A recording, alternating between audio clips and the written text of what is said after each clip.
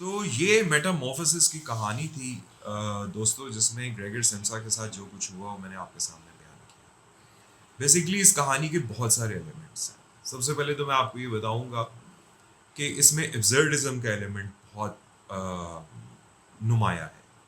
फिर इसका नाम मेटामॉर्फोसिस क्यों है, काफका इस क्या चीज़ है। मेटामॉर्फोसिस से मुराद है उनकी ट्रांसफॉर्मेशन। वो एक बहुत बड़े बग में चेंज हो गए थे।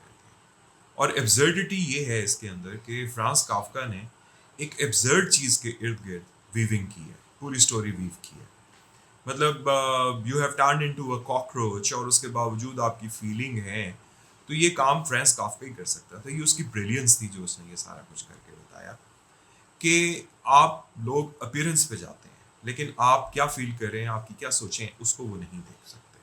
और यही मेटामॉर्फोसिस का मेन थीम। इनकी राइटिंग को काफकाएस्क से डिनोट किया जाता है कि मतलब काफका की जो राइटिंग्स हैं वही काफकाएस्क है, कि एक ऐसी सिचुएशन जिसमें से कोई सोल्यूशन आपको नजर नहीं आता। अब जिस तरह ग्रेगर सेम्सा है, वो अपनी फैमिली के लिए रोजाना काम पे निकलता है और वो महसूस करता है कि मेरे साथ क्या हो चुका है, तो वो एक सिचुएशन में फंस गया है।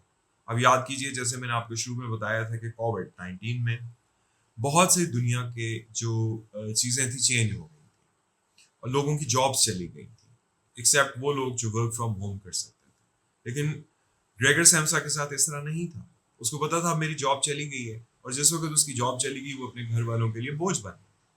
और यहीं पे फ्रांस काफका का ये नावल, जो कि 100-150 साल पहले लिखा था, उसकी मॉडर्न डे के साथ रेलेवेंस यही है कि आज भी अगर कोई शख्स एलियनेट हो जाता है, या इस तरह जिस तरह मैंने आपको कोविड-19 की मिसाल दी, या कोई जंगर जनरेशन है जो ग्रो कर रहे होते हैं, ट्रांसफॉर्म हो रहे होते हैं किसी मैच्योर इंसान में, तो वो इन्हीं सवालों से गुजरते हैं, व्हाट एम आई।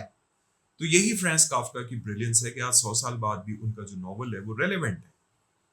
और हम इन चीजों से ये नतीजा भी अखज कर सकते हैं कि there is no end to the meaningless of life. और यही काफकाएस्क है, यही मेटामॉर्फोसिस है, यही ट्रांसफॉर्मेशन है। लेकिन अगर आप इसमें से दूसरा पहलू निकालें, तो फ्रांस काफका ने आपको ऐसे लोगों की स्टोरी बताने की कोशिश की है जो खामोशी से सोसाइटी में अपना काम कर रहे हैं, उनकी फीलिंग्स के बारे में कोई बात नहीं करता। अगर वो कुछ ट्रांसफॉर्म हो जाए, वो अपनी फैमिली के लिए एक लूज सी चीज बन जाते हैं जिसका कोई फायदा नहीं है, और सारे उनको रिजेक्ट कर देते हैं। तो हमें सोसाइटी में ऐसे लोगों का भी ख्याल रखना चाहिए।